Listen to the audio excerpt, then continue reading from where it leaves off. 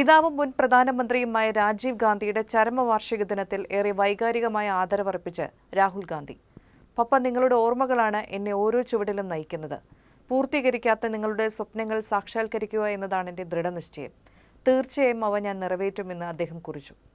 Social media മാധ്യമമായ എക്സിലാണ് രാഹുൽ ഇത് സംബന്ധിച്ച് കുറിപ്പിട്ടിരിക്കുന്നത്. രാജീവ് ഗാന്ധിയുടെ സമാധി സ്ഥലമായ വീർഭൂമിയിൽ പുഷ്പാർച്ചന നടത്തിയ ശേഷമാണ് പിതാവ് സാക്ഷാത്കരിക്കാത്ത സ്വപ്നങ്ങൾ പ്രാവർത്തികമാക്കുമെന്നുള്ള രാഹുലിന്റെ വാക്കുകൾ.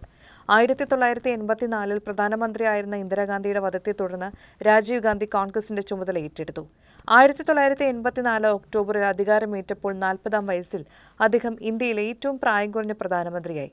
1991 മെയ് 21 തമിഴ്നാട്ടിലെ ശ്രീപെരുമ്പത്തൂരിൽ ഒരു തെരഞ്ഞെടുപ്പ് റാലിക്കിടെ ചാവേർ ബോംബാക്രമണത്തിലാണ് കൊല്ലപ്പെടുന്നത്.